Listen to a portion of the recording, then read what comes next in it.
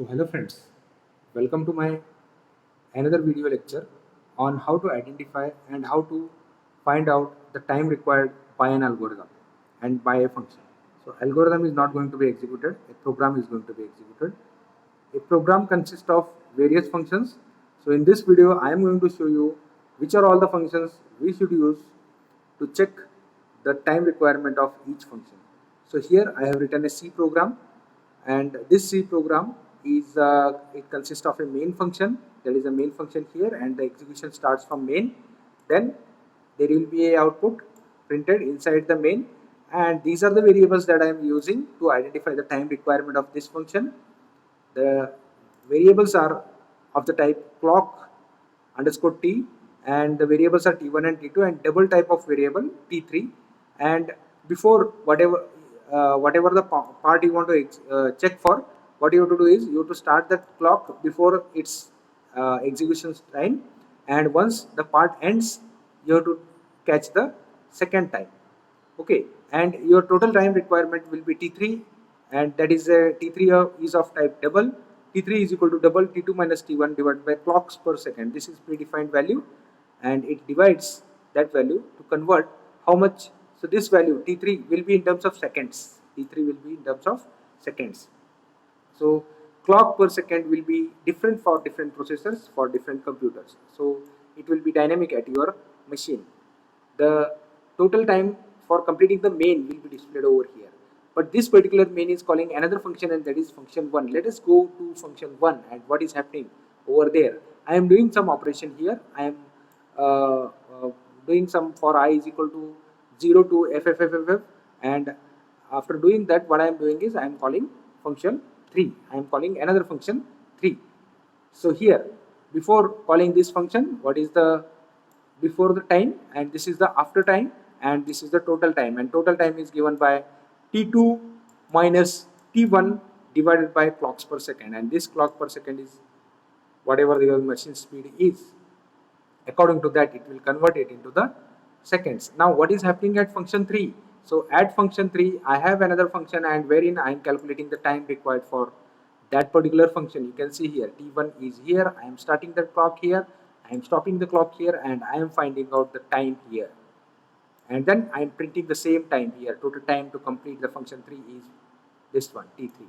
So the same thing I am doing for all the functions here. Main is calling two functions, function 1 and function 2. Function 1 is calling another function, function 2. So let us go and let us check how much time this will require. So for this purpose you have to write this program on your Linux platform, and you have to make use of GCC compiler. If you have a GCC compiler you can directly make use of it. If you do not have the GCC compiler you can configure it on your machine. So what you have to do now is open the terminal over here. So what I will do, I'll increase the font of this so that you can see it properly. So now I think it is visible properly. Now what you have to do is you can check out the program. You can check out the program. So let me go back to that same program gp.c, and let me check whether I have saved it or not. So open with, I will be using, okay, I have saved it. I have saved it. So I will save it, and I will go back to the terminal. Let me go to the terminal, and over here I will type gedit. So here you can have another file gedit gp.c. You can check the contents of this file, and here the time, clock, all the things are properly taken here. So function 2 has started time, function 3 has started time t1. So here this is the same program that we have seen. So I will save it, and I will close it, and I will compile it by using GCC. So it will be GCC gp.c. So I would like to compile this by using the command GCC. So GCC gp.c. The file is compiled now. I want to execute it. So if you want to execute it, you have to execute it as ./a.out. execute it. So it is showing, I have shown you the code. Initially it enters into the main function calls the function 1. In function 1 some executions happen and the function 1 calls the function 3. The function 3 terminates, and before terminating the function 3 returns the total time to complete function 3 is 7.44. The total time to complete function 1 is 15.22. So function 1 total time is function 1 plus function 3. In function 2, now the main calls, it goes back to the main and it calls function 2.